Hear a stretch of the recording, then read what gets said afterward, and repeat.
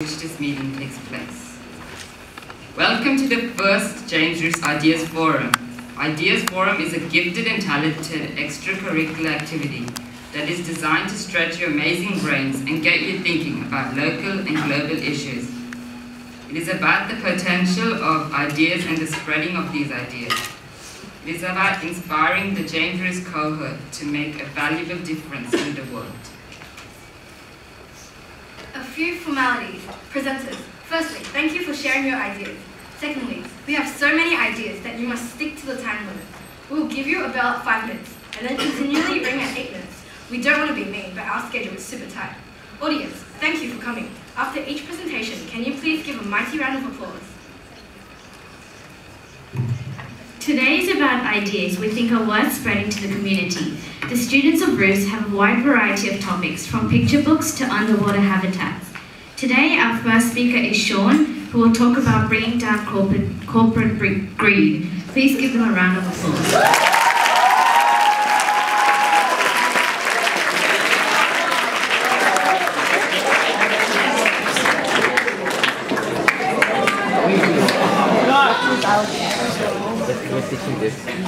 Lust, jealousy, greed. These are the bane of civilization. They bound men to their will. They are the very thing that capitalism is causing. They are the very thing that capitalism is feeding on. They are why socialism will not work. Yet this is not why we're here. We are not here to discuss these frivolities. We are here on the agenda of corporate greed. The top 1% of rich people owning over half of the country's wealth, while the 99% toil away laboriously, earning sometimes just over the minimum wage. Where the richer get richer and the poorer get poorer. All over this world, this majority have been protesting for the restoral of the values which started the French Revolution: liberty, equality, fraternity. Yet they protest with no solid solution in mind.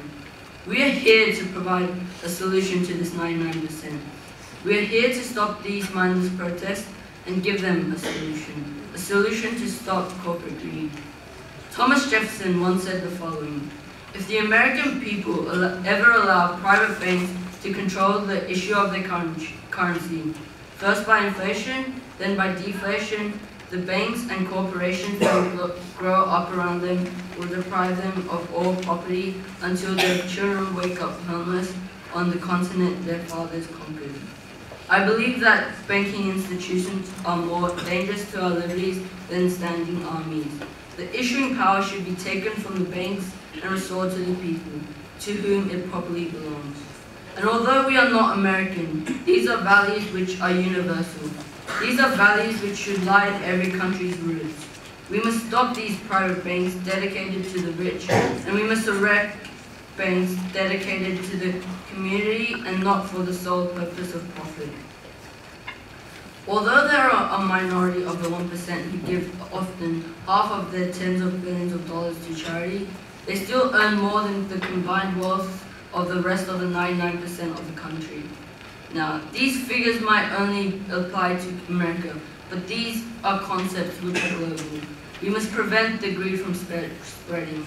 We must prevent the storage of this wealth. The economy must receive a steady flow of cash, or we will have the repercussions of the 2008 global financial crisis. This began when the banks encouraged ridiculous home loans in the events that they could pay them back just as fast. However, this overlooked the interest rates. After more and more people took these loans, the interest rate went up. And as the interest rate went up, property value went down. Money was stored away from the economy and thus hindered the flow of the cash and consequently putting many people into debt. Yet we could have prevented this. Analysts pointed towards this crisis decades ago, yet none of the financial institutions would hear of this. They would dismiss this as anti-capitalist or socialist and effectively silence any concerned economists. How ironic, as capitalism has screwed us over time and time again. There is no doubt that socialism could have prevented nearly all these disasters, but the past is behind us. We must now prevent any future and any present disasters.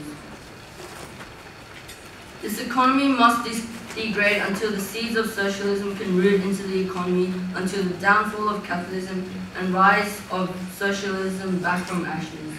We must be able to root socialism so deep into this world that such that little can stop it. However, this cannot happen in the near future. This process must take decades to take place. As easy as it was for socialism to collapse and capitalism to take place, it would be hard to take apart capitalism and replant socialism. However, in the short term, measures must be taken to prevent the further corruption of man. Capitalism shows little care for third world issues. In a socialist state, this could not have occurred. There would be no, possibly little, poverty. We cannot allow democracy to thrive in its current state. Democracy currently is the manipulation of people by the powerful. Some are in it, some politicians are in it to help the country, some are in it for themselves. We must not allow these politicians in for themselves into the realm of politics. We cannot allow rich men and women to influence the decisions of the government, however small the prize may be. Democracy must step up to the level where the people can understand the inner workings behind the politics. However, this cannot work, or whether because of people's ignorance or because of the persuasion of the powerful. We must solve this in a way which benefits all but the rich. There is no logic and reason in democracy, only numbers. The media is a puppeteer of democracy. It manipulates it in a way so that the people will vote for their benefit. The solution to democracy is complex. The corporations behind the media must be halted and an independent news source must be created. Take the French Revolution. There could be no happiness for people. With monarchs ruling them, it was caused only because the royal court was significantly different to the toiling lower-class peasants. But this could have been prevented. If we lived in a classless society, this would not have happened. This is a respect where communism prospers, yet there cannot be a fully communist state. It could have been a socialist state and it could have worked. The point of the fact is that only the powerful prosper in a capitalist state, and that in a socialist state, everyone prospers. To restore socialism to its rightful throne, we must dethrone capitalism. The dethroning of capitalism is no easy task. It requires the removal of powerful figures, biased media, and people with money, who could possibly influence, through the means of money, people.